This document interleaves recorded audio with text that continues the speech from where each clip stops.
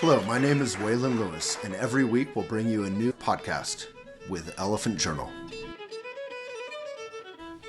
So, I'm not trying to be like dramatic on social media, but I wanted to offer encouragement for you to check out some films by Robert Redford, who just passed away at 89. I grew up without a father in my life, and he knew me in many ways.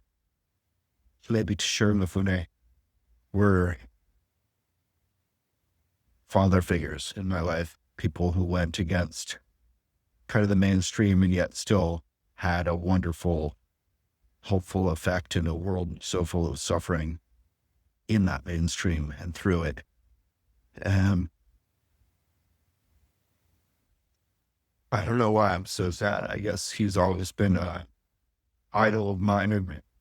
I haven't had many idols. I don't really respect the whole hero worship thing. I was around Redford several times and kind of declined to meet him because he was surrounded by so many people running around and screaming his name, Mr. Redford, Mr. Redford. And I don't really respect that kind of fan hero worship thing. But he was a real mentor from afar. His framed picture of Bill McKay, the candidate, has been in my house. It's actually a poster from the movie, in the movie, Bill McKay in a better way, and named my dog Redford. It's my dog, Reddy. I'm in the entrance of a cafe, so I'm just trying to hold it together a little bit. People walk through, but just really want to encourage folks to go see some of his movies. There's fun ones, Butch Cassidy and the Sundance Kid. There's The Candidate, probably my all-time favorite. On Hellraiser, one of his many kind of overlooked films.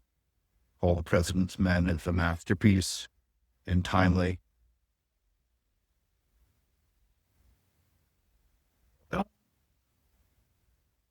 The Way We Were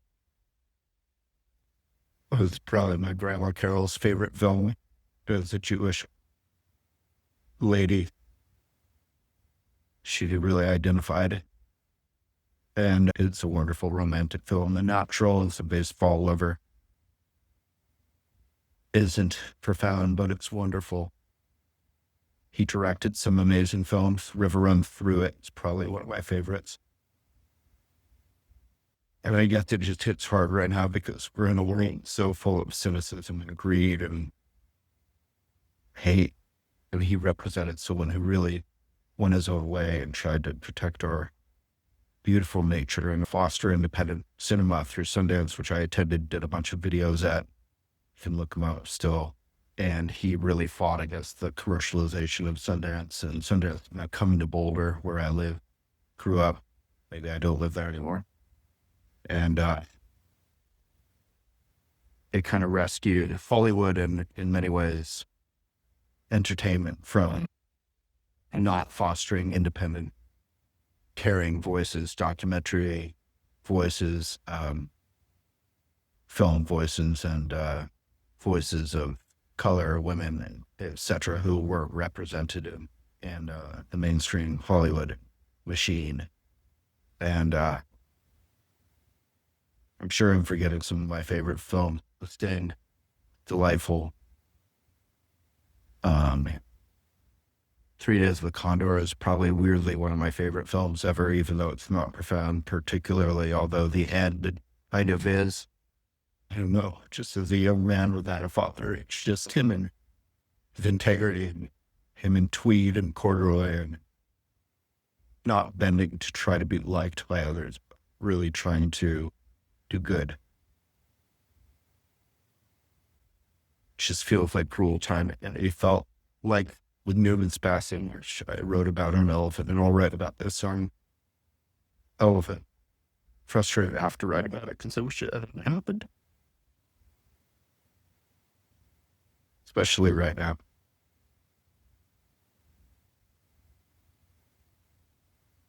Anyway, if you have cable, maybe set to record to Robert Redford and watch some of the documentaries he produced, films he directed.